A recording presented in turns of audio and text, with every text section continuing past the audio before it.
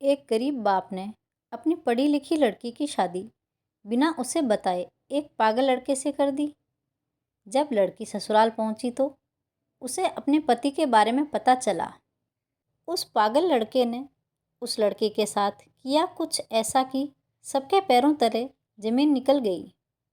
तुम्हारा नाम क्या है दीपू? खेलते हुए बच्चे चिल्लाकर पूछते। पू दी। दीपू हो होकर हंसते हुए बड़ी मुश्किल से बोल पाता। उत्तर सुनकर खेलते खेलते बच्चों का वह झुंड ताली बजा बजा कर हंसने लगता और उन सब के साथ दीपू भी हो होकर हंसता जाता, बिना ये समझे कि वह सभी उस पर ही हंसे जा रहे हैं। दीपू 10 वर्ष का मानसिक मंदित बच्चा था। अभी कुछ दिनों पूर्व ही एक छोटे से शहर से लखनऊ जैसे बड़े शहर में आया था। उसके माता पिता दोनों ही एक सरकारी विभाग में मुलाजिम थे और एक सरकारी कॉलोनी में रहते थे। दीपू से किसी बच्चे ने दोस्ती नहीं की थी। वह तो अपने से 2 वर्ष बड़े भाई विभूति के साथ अक्सर आ जाता था खेलने। शहर में नया होने के कारण अपने नए मित्रों के द्वारा दीपू के साथ इस खेल का विभूति कभी विरोध नहीं कर पाता था। बस चुपचाप दीपू और अन्य बच्चों को हंसते हुए देखता रहता था। बचपन से अपने छोटे भाई की इस त्रासदी को झेलने के कारण विभूति के मन में उसके प्रति सहानुभूति की भावना धीरे धीरे कम होती जा रही थी। वह माँ के बहुत कहने पर ही दीपू को खेलने साथ लेकर आता था। दीपू के जन्म पर पिता मुकुल सक्सेना ने एक पार्टी रखी थी। सभी नाते रिश्तेदारों को बुलाया था। खूब धूम धड़ाके हुए थे। पार्टी के बाद रिश्तेदारों और दीपू की माँ सुलोचना के आग्रह पर शहर के सबसे बड़े ज्योतिष को भी बुलाया था, दीपू की जन्म कुंडली बनवाने के लिए। दीपू का भविष्य जानने की इच्छा से दीपू की दादी ने उन ज्योतिष जी को खास आग्रह कर कहा था, पंडित जी, जैसे हमारे बड़के पोता विभूति की कुंडली आपने मन से बनाई है, वैसे ही इन छोट के राजकुमार की भी बनाइए। हम मुंह मांगा इनाम देंगे। और पंडित जी जो कुंडली बना लाए उसके मुताबिक दीपू का दिमाग बचपन से ही काफ़ी तेज होना था तथा बड़े होने पर उसे एक विश्व प्रसिद्ध हस्ती भी बनना था। कुंडली जोर जोर से पढ़कर मुकुल सक्सेना ने सबको सुनाया था। उस दिन एक बार फिर से घर में खुशी ऐसी छिटकी कि उत्सव सा माहौल हो गया। दादी ने दीपू की बल्लियाँ लेते हुए कहा, मैं न कहती थी, ये मेरा पोता हजारों लाखों में एक है। किसी बहुत बड़े आदमी की आत्मा है इसके अंदर। दादी की बात सुन भला दादा कहाँ चुप रहने वाले थे, तुरंत ही बोल पड़े, पहली बार तुमने बिल्कुल सही बात की है मुक्कू की अम्मा। ये मेरे कुल का नाम रोशन करेगा, इसलिए इसका नाम दीपक रहेगा। माता पिता दादा दादी सबके आकर्षण का केंद्र अपने छोटे भाई को बना देख तब 2 साल का विभूति मुंह लटकाए चुपचाप एक और बैठा था। उसकी बाल बुद्धि ने जब उसे अपनी हीनता का बोध कराया तो वह अचानक जोर जोर से रो पड़ा। दादी ने उसे अपने पास खींचा और प्यार से सर सहलाते हुए रोने का कारण पूछा तो उसने बड़ी मासूमियत से कहा, आप सब लोग सिर्फ इस दीपो को प्यार करते हो, मुझे तो कोई प्यार नहीं करता। बच्चे की मासूमियत पर रीझ कर दादी ने उसे अपने से चिपका माथा चूम कर कहा था, अरे तू तो हमारा ही नहीं, हमारे पूरे गांव की विभूति बनेगा। और दादी के प्यार से हंसता हुआ 2 वर्ष का नन्हा विभूति दादी की गोद में लेट गया।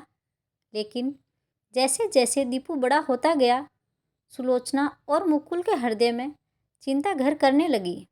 वह अपने बड़े भाई से अलग था। जिस उम्र में विभूति अपने भावों को माँ को अपनी क्रियाओं से समझा देता था, दीपू ऐसा कुछ नहीं कर पाता।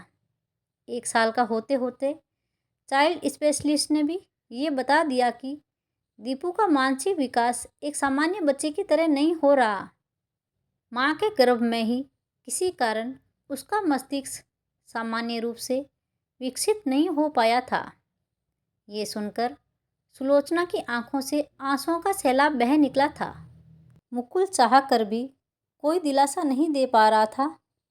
3 साल का विभूति माँ को चुपचाप पास खड़ा रोते देखता रहता। कभी कभार जाकर अपनी नन्ही हथेलियों से आंसू पोंछ पूछता, मम्मा क्या हुआ, क्यों रो रही हो। जवाब में सुलोचना उसे अपने पास खींच सीने से चिपटा लेती। इस पूरी प्रक्रिया के दौरान दीपू निर्विकार बैठा रहता, लेकिन जब बड़े भाई को माँ से चिपका देखता तो जोर जोर से रोने लगता। उसकी रुलाई से सुलोचना का कलेजा मुंह को आने लगता और वह विभूति को छोड़ झट दीपू को गोद में उठा प्यार करने लगती। माँ के कलेजे से लग दीपू को चैन मिलता और वह तुरंत चुप हो जाता। दिन प्रतिदिन उसकी जिद भी बढ़ती जा रही थी। जिस चीज़ को पकड़ने या लेने की बात करता, अगर वह नहीं मिल पा रही हो तो जब तक उसे पा नहीं लेता लगातार रोता रहता। मानसिक कमजोरियों के बावजूद उसमें मानवीय भावों को समझने की अद्भुत क्षमता थी। उसे प्यार करने वाले व्यक्ति के हृदय में उसके प्रति सच्चा प्यार पल रहा है या वह सिर्फ दिखावा कर रहा है, ये बात उसकी समझ में तुरंत आ जाती और वह इस अनुसार अपनी प्रतिक्रियाएं भी प्रकट कर देता।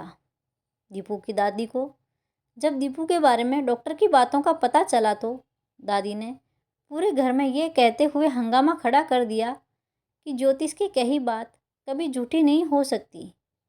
ज़रूर डॉक्टर ने ही गलत बताया है।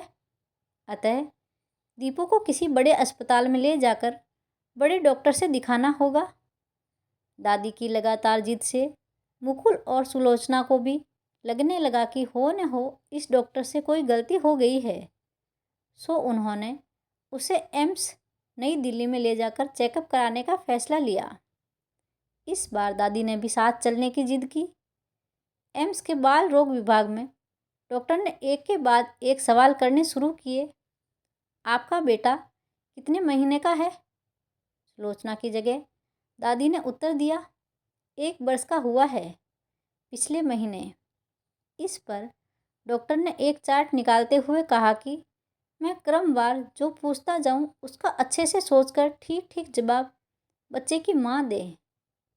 सुलोचना ने हामी में सर हिलाया। डॉक्टर चार्ट देखकर सवाल करने लगा, क्या आपका बच्चा 3 माह का होते ही आपको देखकर हंसने लगा था?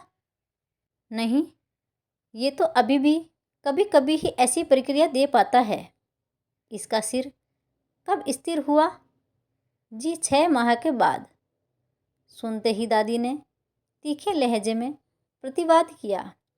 आजकल की माएँ अपने बनाव श्रृंगार में ज़्यादा ध्यान देती है। बच्चे की ढंग से 4-5 बार मालिश हो तभी तो सर समय पर स्थिर होगा। सुनते ही डॉक्टर को गुस्सा आ गया और उसने दादी को संबोधित कर कहा, माताजी आप डॉक्टर हैं या मैं? आप चुपचाप बैठी रहो और मुझे अपना काम करने दो। डॉक्टर की फटकार सुन दादी ने बुरा सा मुंह बनाया और घूमकर दरवाजे के बाहर देखने लगी। डॉक्टर ने अपना सवाल जारी रखते हुए सुलोचना जी से पूछा, आपका बच्चा अब पूरे 1 साल का हो गया है, क्या वह घुटने के बल चलता है या पेट के बल खिसकने की कोशिश करता है? नहीं डॉक्टर, सुलोचना ने गहरी उदासी से जवाब दिया।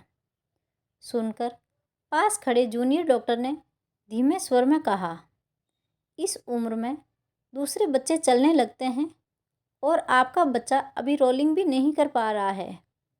सुलोचना जी की आंखें दुख से भर गई। उसने कातर दृष्टि से सीनियर डॉक्टर को देखते हुए कहा, डॉक्टर प्लीज़ किसी निर्णय पर पहुंचने से पहले अच्छे से चेकअप कर लें। सीनियर डॉक्टर ने उसे दिलासा देते हुए पास खड़े जूनियर डॉक्टर को इशारा किया और उस जूनियर ने सुलोचना की गोद से दीपू को ले पास के चेकअप बेड पर लिटा दिया। फिर दोनों डॉक्टर्स ने मिलकर दीपू का गहन चेकअप कर वही कहा जो उनके शहर के डॉक्टर ने कहा था। माँ के गर्भ में ही किसी कारण दीपू को मानसिक विकास अवरुद्ध हो गया, जिस कारण उसकी ग्रोथ सामान्य बच्चे की तरह नहीं है। दीपू शारीरिक रूप से बड़ा तो होगा, पर मानसिक रूप से वह एक बच्चा ही रहेगा। आप चाहे तो इसकी काउंसलिंग करवाएं, इससे उसकी मानसिक दशा में कुछ सुधार संभव है। एम्स से होटल के कमरे में पहुंचते ही दादी ने डॉक्टर की बातों के विरोध में एक से एक तर्क देने शुरू कर दिए। ये डॉक्टर मुँह ऐसे ही जो मन में आता है बोलते हैं। हमारे गांव में उस रघु की बहू को कह दिया था कि उसे बच्चा नहीं होएगा, और देखो अब दो दो बच्चे उसके आंगन में खेल रहे हैं। पूजा पाठ और मौलवी जी के फूंके पानी का असर हुआ है। मेरा दीपू भी ठीक हो जाएगा। मुक्कू, तुमने जो पार्टी में उतने लोगों को बुलाकर अधिक खुशी जाहिर की, ये उसका ही असर लगता है। शायद किसी ने इसे नज़र लगा दी है, इसलिए ये ऐसा हो गया है। और फिर ज्योतिष शास्त्र इतना पुराना शास्त्र होकर गलत नहीं हो सकता। इसे लेकर चलो गांव डीह पर बने सती माई के मंदिर में, वहाँ हम मन्नत मानेंगे और फिर जिन मौलवी जी का फूंका पानी रघु की बहू पी थी उन्हें ही दिखाएंगे। इतना कहकर उन्होंने दीपू को गोद में उठा कलेजे से चिपटा लिया। दुख में डूबी सुलोचना का मन सास की बातों के पीछे भागता अपने बेटे के बारे में सुखद कल्पना कर उठा, और मुकुल को देख उसने सास की बातों का समर्थन करते हुए कहा, क्यों न हम उन उपायों को भी आजमा कर देख लें जो अम्मा कह रही है। हो सकता है इनसे हमारे दीपू की किस्मत शायद सुधर जाए। पत्नी की बातों से एक पिता का हृदय तुरंत सहमत हो गया, और अब तक के सारे प्रगतिशील विचारों को भूलकर वह भी मंदिरों की चौखट पर सर झुकाने और साधु संतों मौलवियों के पास अपनी समस्या का हल पाने को जाने के लिए तैयार हो गया। देश के सर्वोच्च चिकित्सा संस्थान को नकारना शुरू हुआ। गाँवों में जिंदा लोगों के भोले विश्वासों को ठगने वालों की स्वार्थी चिकित्सा का अंतहीन सिलसिला अब दीपू के पूर्ण सामान्य हो जाने की आशा में मुकुल और सुलोचना ऑफिस से लगातार छुट्टियां ले उन सभी धार्मिक स्थलों पर जाने लगे जहां किसी भी परिचित की मन्नत पूरी होने की खबर उन्हें मिलती। उनके सर बाबाओं और मौलवियों के कदमों में ही झुकने लगे। इस तरह इन्हीं क्रियाओं में चिकित्सीय दृष्टि से महत्वपूर्ण दीपू के जीवन में कई वर्ष यूं ही निकल गए। समय बीतता गया और दीपू का शरीर बड़ा होता गया। मन की तुलना में दीपू काउंसलिंग के अभाव में अपनी दैनिक क्रियाओं के लिए पूरी तरह सुलोचना पर ही निर्भर था। अत्यधिक प्यार भी उसके मानसिक विकास को रोक रहे थे। माता पिता उसकी हर छोटी बड़ी जिद पूरी तत्परता से पूरी करते, जिससे उसका बाल मन निरंतर और भी जिद्दी होता जा रहा था।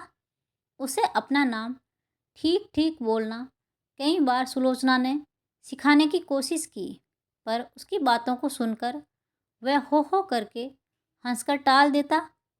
घर के अन्य सभी सदस्य वह जैसा था उसे वैसा ही स्वीकार करते थे, इसलिए उसके व्यवहार और बोलचाल में अनगढ़ता अन्य मानसिक मंदित बच्चों की तुलना में अधिक थी। और इसी कारण 10 वर्ष की आयु में भी दीपू अपना नाम भी ठीक से नहीं बोल पाता था। दीपू की इस खामी की ओर सुलोचना और मुकुल का ध्यान तब गया जब सुलोचना के साथ काम करने वाले मिस्टर भल्ला के घर वह सभी एक दिन उनके बुलाने पर गए। वहाँ उनकी मुलाकात मिस्टर भल्ला की मानसिक मंदित बेटी से हुई। सुलोचना ने नोटिस किया कि मिस्टर भल्ला की बेटी है तो लगभग दीपू की उम्र की ही, पर उसमें कई व्यवहारगत कुशलता भी है, जैसे उसे अपना नाम सही सही बोलना आता है। माँ के कहने पर वह उनका हंसते हुए थोड़ी अनगढ़ता से ही सही पर अभिवादन भी करती है। सुलोचना ने जब इस बाबत मिसेज भल्ला से बात की तो पता चला लखनऊ में मानसिक मंदित बच्चों का एक अत्यंत ही प्रतिष्ठित स्कूल है जो अपनी क्लासेज सामान्य बच्चों के क्लास ओवर में ही चलाता है, जिस कारण मानसिक मंदित बच्चों को काउंसलिंग के साथ साथ सामान्य बच्चों का बिहेवियर भी देखने को मिलता है और वह कई बातें सीख लेते हैं। मुकुल और सुलोचना ने बिना देरी किए दीपू का नामांकन उसी स्कूल में करा दिया। दीपू अन्य बच्चों का साथ पा तथा समुचित काउंसलिंग से बहुत कुछ धीरे धीरे सीखने लगा। अब वह अपना नाम पूदी की जगह दीपू बोलने लगा तथा अपने रोज के क्रियाकलापों के प्रति भी उसकी निर्भरता बढ़ती गई। समय अपनी रफ्तार से बीतता चला गया। दीपू का बड़ा भाई विभूति अब इंजीनियर हो गया था और घर में उसकी शादी की तैयारियां चल रही थी। दीपू शारीरिक रूप से एक सुंदर युवा में बदल चुका था, पर अब भी मानसिक रूप से वह एक छोटा बच्चा ही था। हाँ, ये समझ उसमें आ गई थी कि कब और किस परिस्थिति में उसे चुप रहना है। वह भी अपने बड़े भाई की शादी की खुशियों में घर आए बच्चों के साथ नाच गा रहा था। बच्चों के बीच नाचते नाचते उसे अचानक कुछ याद आया और वह एकदम से नाचना छोड़ अपनी माँ सुलोचना के पास भागकर उससे पूछ बैठा, माँ, मेरी शादी कब होगी? जवाब में सुलोचना कुछ कह पाती उसके पहले ही उसे पकड़ होकर हंसते हुए वह उससे लिपट गया। विभूति जब शादी करके आया तब दीपू अपनी सुंदर सी भाभी के साथ भी तुम कितनी सुंदर हो कहते हुए होकर हंसते हुए लिपट गया और उसके गालों पर सबके सामने एक चुम्बन भी अंकित कर दिया। सबने इसे एक कम अक्ल देवर की ठिठोली के रूप में ही लिया। लेकिन अपने विवाह के दूसरे दिन जब विभूति की नवविवाहिता पत्नी अपने कमरे में दोपहर के वक्त सो रही थी और विभूति अपने कुछ दोस्तों के साथ बाहर बैठा बातें कर रहा था, तभी दीपू उसके कमरे में जा घुसा और सोती हुई भाभी के बगल में लेटकर उसके चेहरे पर कई चुम्बन अंकित कर दिए। भाभी इस अनायास जताए गए देवर के प्यार से हतप्रभ हो उठ बैठी और उसने कड़े शब्दों में दीपू को कमरे से बाहर जाने को कहा। ये बात विभूति के माध्यम से सुलोचना तथा मुकुल के पास पहुंची। सुनकर दोनों अंदर तक सिहर उठे और उन्होंने इस विषय पर दीपू की काउंसलर मीनू शर्मा से मिलने का निर्णय लिया। अगले ही दिन वह मीनू शर्मा के पास अर्जेंट अपॉइंटमेंट लेकर पहुँचे। सारी घटना सुन मीनू ने कहा, ऐसे बच्चों का शरीर एक युवा का तो हो जाता है, भले ही इनका मानसिक विकास एक बच्चे का होता है, लेकिन शरीर का सामान्य विकास होने के कारण उसके अंदर सभी सामान्य शारीरिक ज़रूरतें एक सामान्य युवा की तरह ही होती है। बस ये घटना इसलिए हुई क्योंकि वह अन्य सामान्य युवकों की तरह अपनी भावना को संतुलित करने की क्षमता नहीं विकसित कर पाया। इसमें बहुत अधिक चिंता करने की बात नहीं है। आप लोग इसकी भी या तो शादी करा दें या इसे ऐसे माहौल से दूर रखें, पर शादी के बाद की जिम्मेदारियों को ये संभालेगा कैसे? सुलोचना ने चिंता भरे स्वर में कहा। जवाब में मीनू शर्मा ने यह कहकर पल्ला झाड़ लिया कि ये बात तो पेरेंट्स के सोचने की है, इसमें एक साइकियाट्रिस्ट भला क्या राय दे सकती है। एक बार फिर सुलोचना दीपू के लिए घर आकर रो पड़ी। मुकुल ने ढाढ़स बंधाया कि कुछ न कुछ तो करेंगे ही हम अपने दीपू के लिए। इस घटना के कुछ दिनों के बाद एक मित्र ने चर्चा के दौरान सुझाया कि उनके एक गरीब रिश्तेदार हैं विश्वेश्वर। उनकी बेटी प्रीति देखने में सामान्य है, पर पढ़ी लिखी तथा काफ़ी समझदार है। उचित दहेज नहीं जुटा पाने के कारण वह अपनी इस योग्य पुत्री के विवाह के लिए काफ़ी चिंतित है। अगर मुकुल की सहमति हो तो वह उनसे दीपू की बात करें। अंधे को और क्या चाहिए, दो आंखें। मुकुल ने झट सहमति देते हुए कहा, बस यार तू ये रिश्ता करा दे, हम लड़की को सर आंखों पर बिठाएंगे। हम दोनों की कमाई का जो है वह दीपू के लिए ही तो है। लड़की अगर पढ़ी लिखी और समझदार है तो मैं अपने पैसों से उसके लिए एक स्कूल खुलवा दूंगा, जिसमें काम करते हुए वह अपनी गृहस्थी की गाड़ी भी चला पाएगी और मैं उसके माता पिता की ज़रूरतों का भी ख्याल रखूँगा। बस मेरे दीपू का घर बस जाए। गरीबी के मारे हुए विश्वेश्वर ने सारी बातों की जानकारी के बाद भी प्रीति के लिए ये रिश्ता स्वीकार कर लिया। प्रीति को सिवा इसके कि उसका होने वाला पति मानसिक मंदित है, बाकी सब कुछ बता दिया गया। यह है कि उसके ससुर काफ़ी प्रगतिशील विचारों के हैं और वे शादी के बाद उसके संचालन के लिए एक स्कूल भी खुलवाएंगे आदि। सारी बातें जानकर प्रीति अपने भाग्य पर फूली नहीं समा रही थी और रिश्ते वाले दिन से ही अपनी शादी की बेसब्री से प्रतीक्षा करने लगी। परंतु शादी के समय मंडप पर कई बार उसे दीपू का व्यवहार कुछ अजीब सा लगा, जिससे वह कुछ असहज सी हो गई। विदाई के बाद दीपू के साथ एक ही कार में एक साथ बैठकर आते हुए उसका शक यकीन में बदलता जा रहा था कि उसका पति कुछ असामान्य सा है। विवाह पूर्व के प्रीति के उत्साह पर पानी पड़ता जा रहा था। उसका मन एक अथाह अंधेरे में डूबता जा रहा था। ससुराल में सारे रीति रिवाजों से निबटकर जब वह और दीपू कमरे में अकेले हुए, दीपू ने बिना किसी भूमिका के प्रीति को जोर से पकड़कर बेतरह चूमना शुरू कर दिया। इस तरह आक्रामक प्यार से घबराकर प्रीति ने दीपक को जोर से धक्का दिया। पहले तो प्रीति के इस रवैये पर दीपक हो कर हंसने लगा, फिर अचानक कमरे से दौड़ते हुए भागता भागता सो रही सुलोचना के बगल में जाकर उसे लिपट कर रोने लगा। सुलोचना को एकदम से कुछ समझ में नहीं आया। वह बेटे के साथ आंसू बहाती चुपचाप उसके आंसू पहुंचने लगी। कुछ मिनटों के बाद अपनी भावना को नियंत्रित कर सुलोचना ने दीपू को प्यार कर उसके रोने का कारण पूछा तो दीपू ने बड़े ही भोलेपन से कहा, प्रीति ने मुझे मारा। सुनकर सुलोचना का कलेजा मुंह को आ गया।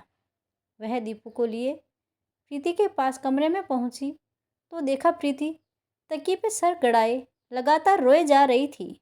सुलोचना ने अपने आप को संयत कर प्रीति के सर पर प्यार से हाथ फेरते हुए पूछा, बेटा क्या हुआ?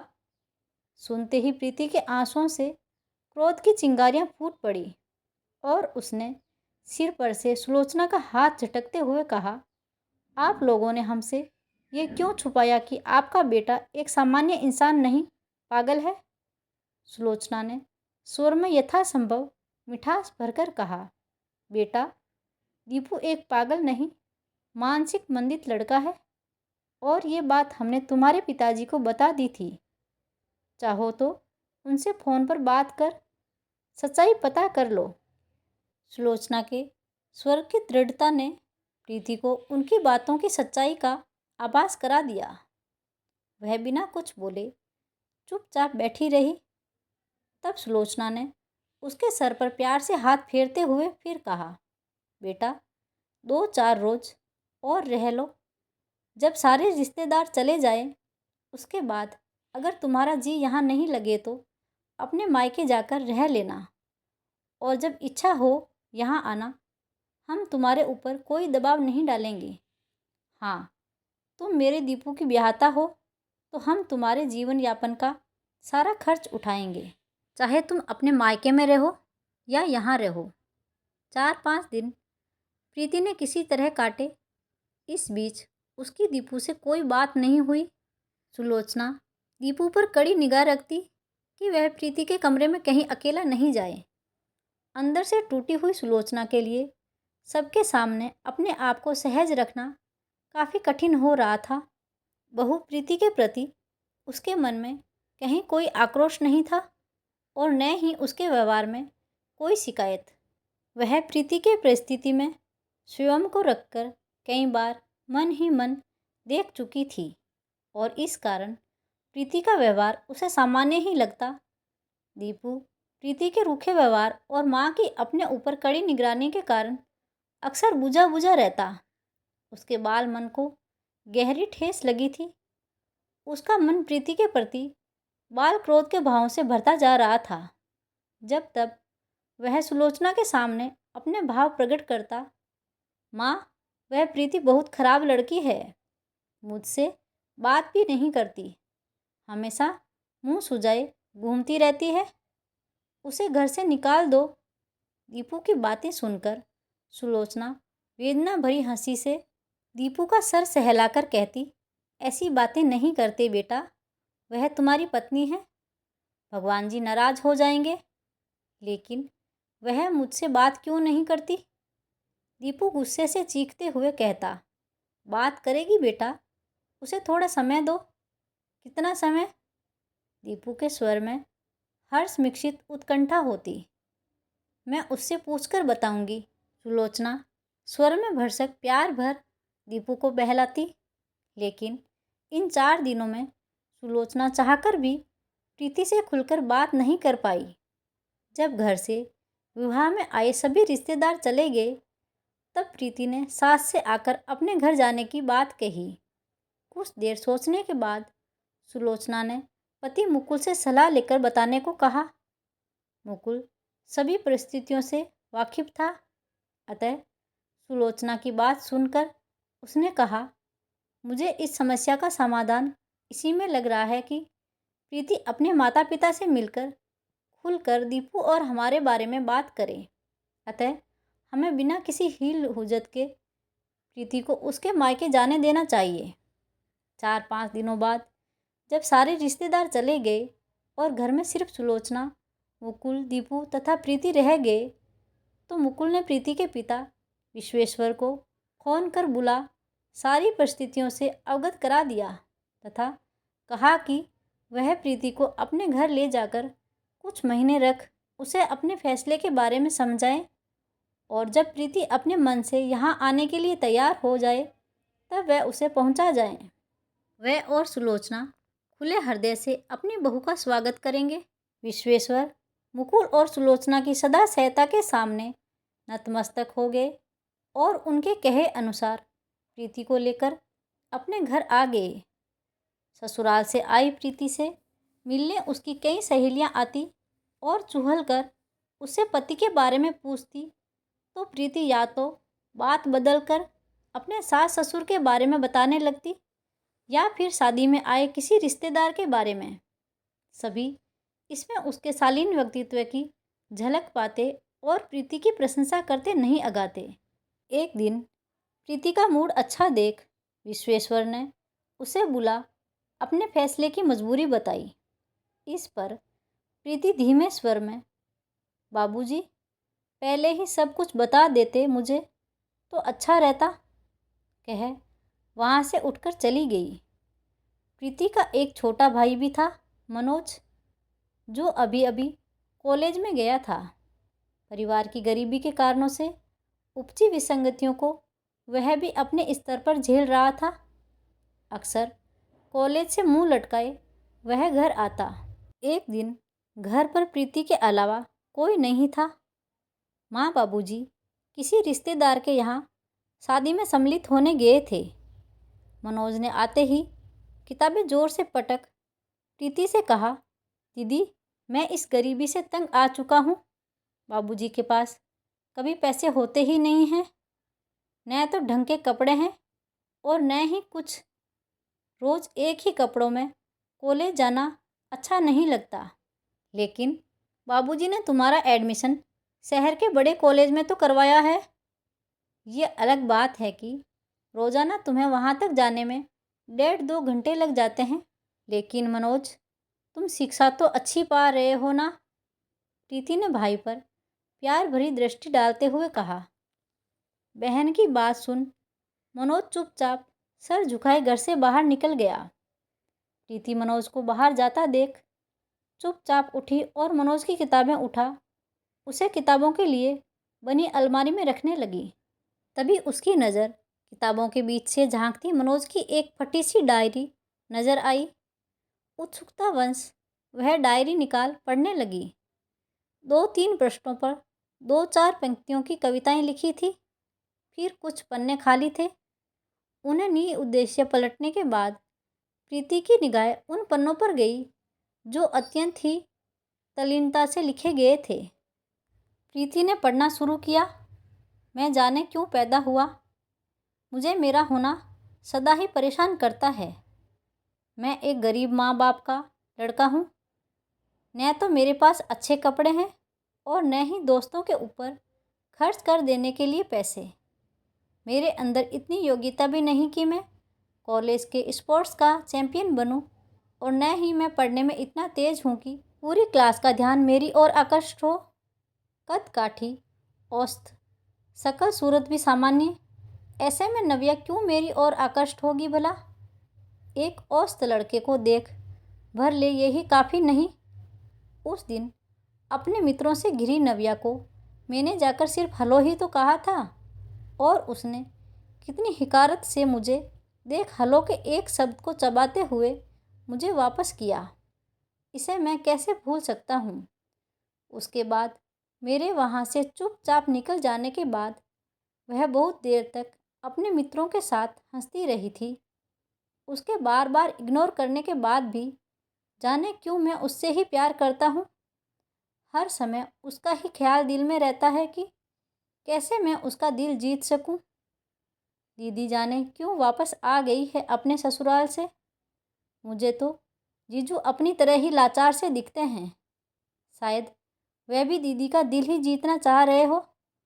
किसी भी व्यक्ति में कोई कमी होना अपराध तो नहीं, और फिर ये कमी उसकी खुद के द्वारा बनाई नहीं होती। ईश्वर प्रदत्त कमियां और खूबियों के साथ जीने के लिए हम मजबूर हैं।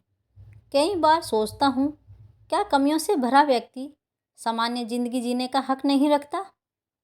वह अंतिम पंक्ति पढ़ते ही डायरी फिसलकर प्रीति के हाथों से गिर गई, और आंसू भरी आंखों के सामने मनोज का उदास चेहरा आ गया, जो दीपू के भोले चेहरे में बदल गया।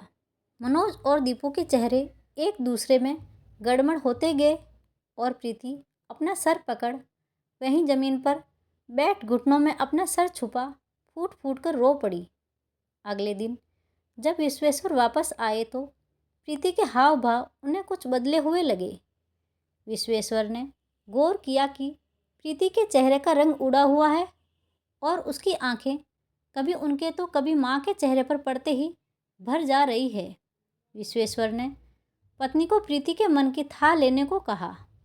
माँ ने बेटी को पास बिठाकर जब पूछा कि वह क्या सोच रही है, तो प्रीति ने पहले तो कुछ भी नहीं माँ कह जबरदस्ती मुस्कुराकर बात टालने की कोशिश की, लेकिन माँ ने जब प्यार से उसके सर पर हाथ फेर स्वर में अतिरिक्त स्नेह भर कहा, बेटी मुझसे अपने मन को कैसे छुपा पाओगी तुम? तो इस अतिरिक्त प्यार की उष्मा से प्रीति के सह प्रयत्न जमाए हुए आंसू पिघलकर आंखों से बह निकले। वह माँ की गोद में सर रख फूट फूट कर रो पड़ी। कुछ देर वह रोती रही। जब आंसुओं का आवेग थोड़ा कम हुआ तो उसने माँ से कहना शुरू किया, माँ मुझे आप और बाबूजी माफ़ कर दें। मैंने आप दोनों को गलत तो समझा ही, अपने ससुराल वालों को भी बेबात की सज़ा दी। वहाँ भी सभी बड़े दिल वाले हैं। मुझे मेरी गलतियों की सज़ा न देकर मुझे उन्हें सुधारने का अवसर दिया। अगर आप लोग बुरा न माने तो मैं अपने ससुराल जाना चाहती हूँ। मुझे वहाँ भिजवा दो माँ। प्रीति की बात सुन भरी आंखों से हंसते हुए माँ ने कहा, बेटा ये बुरा मानने की नहीं बल्कि खुशी की बात है हमारे लिए कि हमारी बेटी को हमारा फैसला मंजूर है। मैं अभी तुम्हारे बाबूजी से कह तुम्हें भिजवाने की व्यवस्था करती हूँ। मुझे अपनी बेटी की समझ पर पूरा भरोसा है कि वह अपना जीवन अधिक अच्छे से संवारेगी। इस घटना के 2 दिनों के बाद ही प्रीति अपने ससुराल वापस आ गई। सुलोचना और मुकुल ने उसका स्वागत खुले हृदय से किया। दीपू प्रीति को आया देख खुश हो प्रीति आ गई, प्रीति आ गई कहता हुआ पूरे घर में घूमता हंसता रहा। लेकिन इस बार सुलोचना ने सावधानी बरती और दीपू को प्रीति के पास अकेले नहीं जाने दिया। रात में जब दीपू प्रीति के पास कमरे में चला गया तो सुलोचना झट उसके पास आ उसका हाथ पकड़कर बोली, बेटा प्रीति अभी थकी हुई है ना, इसलिए तुम मेरे साथ ही चलकर सो जाओ। फिर उसने प्रीति की ओर मुखातिब होकर कहा, जब तक तुम नहीं चाहोगी दीपू मेरे पास ही सोएगा। और हाँ, कल हम सब पूजा करने पास के शिवालय में जाएंगे। तुम सुबह स्नान कर तैयार हो जाना। प्रीति ने सर हिलाकर चुपचाप अपनी स्वीकृति जता दी।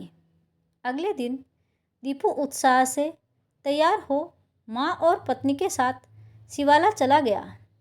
सुलोचना ने बड़े प्यार से दोनों को पूजन करा, शिव पार्वती की तरह सदा साथ रहने का आशीर्वाद दिया। मंदिर से लौटते हुए दीपू की निगाह मंदिर की दीवार पर बने विधि चित्र पर पड़ी। चित्र देख दीपू हो कर हंसने लगा। माँ ने जब हंसने का कारण पूछा तो उसने मासूमियत से माँ से ही सवाल कर दिया, वह चित्र तो देखो, आधे में स्त्री है और आधे में पुरुष। हो चित्र बनाने वाले को बनाना नहीं आया। सुलोचना ने हल्के मुस्कुराते हुए जवाब दिया, बेटा ये चित्र शिवजी के अर्धनागेश्वर रूप का है। विवाह के बाद सबको ऐसे ही जीना चाहिए, आधा पुरुष और आधी नारी मिलकर ही एक स्वस्थ परिवार बनाते हैं। मतलब नारी और पुरुष दोनों जब मिलते हैं तभी शिवजी का कल्याणकारी रूप बनता है, और शिवजी भी ऐसे ही जोड़ों से खुश भी रहते हैं जो अपने जीवन में इस बराबरी की बात को उतारते हैं, जैसे कि मैं और प्रीति, है ना माँ? हाँ बेटा, प्यार से कहते हुए सुलोचना ने बहू को कनखियों से देखा। प्रीति का चेहरा किसी सोच में डूबा हुआ था। घर पहुँचते ही दीपू ने प्रीति को माँ के पास भेज अपने आप को कमरे में बंद कर लिया। कमरे में बंद जब दीपू को काफ़ी देर हो गई तो प्रीति ने सास से दीपू के बारे में अपनी चिंता जाहिर की। सुलोचना को बहू की ये चिंता अत्यंत भली लगी और वह मुस्कुराते हुए प्रीति को साथ ले दीपू के कमरे के पास जा उसे आवाज़ देने लगी। पत्नी की आवाज़ सुनकर मुकुल भी पास में आ गए और दीपू को पुकारने लगे। माता पिता की आवाज़ सुनकर दीपू ने अंदर से ही कहा, बस माँ, अभी थोड़ा रुको, आ रहा हूँ। और जब 10 मिनट के बाद दरवाज़ा खुला तो सबके मुंह आश्चर्य से खुले रह गए। सबने देखा दीपू का एक पैर शायद शेविंग रेजर चलाने के कारण बाल हटाने से जहाँ तहाँ कट गया और उससे खून छलक रहा था। उसने हाफ पैंट पहन रखी है। दूसरे पैर में प्रीति की एक साड़ी लपेट कंधे पर डाली हुई है। साड़ी लिपटे पैर के नाखून जैसे तैसे रंगे हुए हैं। उसमें दीपू ने पायल पहन रखी है। आधे होठों पर लिपस्टिक फैली पड़ी है। ललाट पर बिंदी चमक रही है। एक कलाई में कुछ कांच की चूड़ियां हैं। बेटे का ये रूप देख सुलोचना की आंखों में आंसू आ गए। रुंधे गले से उसने पूछा, ये क्या बेटा? हो कर हंसते हुए दीपू बोला, माँ, तुमने बताया था ना मंदिर में शिवजी जिससे खुश होते हैं वही, हाँ, अर्धनारीश्वर रूप। लेकिन ये पैर के बाल क्यों शेव कर डाले तुमने? चित्र वाले रूप के पैर में भी बाल नहीं थे। माँ, अब तो शिवजी खुश हो जाएंगे और प्रीति मुझे मारने के बदले प्यार करेगी ना? दीपू की बातों ने सबकी आंखों में आंसू भर दिए। तभी सबने देखा प्रीति लगभग दौड़ते हुए आकर दीपू के सीने से लगी रो रही है। दीपू उसे चुप कराते हुए कह रहा है, चुप हो जाओ प्रीति, नहीं तो मैं भी रोने लगूंगा। अब तो मुझे प्यार करोगी ना? देखो, अब हम एक रूप हो गए हैं सचमुच के। और दीपू के आंखों से आंसू प्रीति की आंखों से जा मिलने लगे। सुलोचना खुशी की अतिरिक्त मुकुल के कंधों पर सर रख रो पड़ी। अर्धनारीश्वर आज सचमुच धरती पर अवतरित हो गए हैं, मुकुल ने अपने आंसू पोंछते हुए कहा। दीपू के इस भोले प्यार को प्रीति ने सहज भाव से स्वीकार लिया। प्यार की इतनी सुंदर परिभाषा उसने केवल पढ़ी थी, लेकिन वह इस रूप में उसके जीवन में आएगा ये बात उसकी कल्पना के परे थी। तो दोस्तों, क्या प्रीति ने सही फैसला लिया? अपनी राय कमेंट बॉक्स में ज़रूर दीजिएगा और कहानी अच्छी लगी हो तो वीडियो को लाइक, शेयर और सब्सक्राइब करना ना भूलें। Thanks for watching.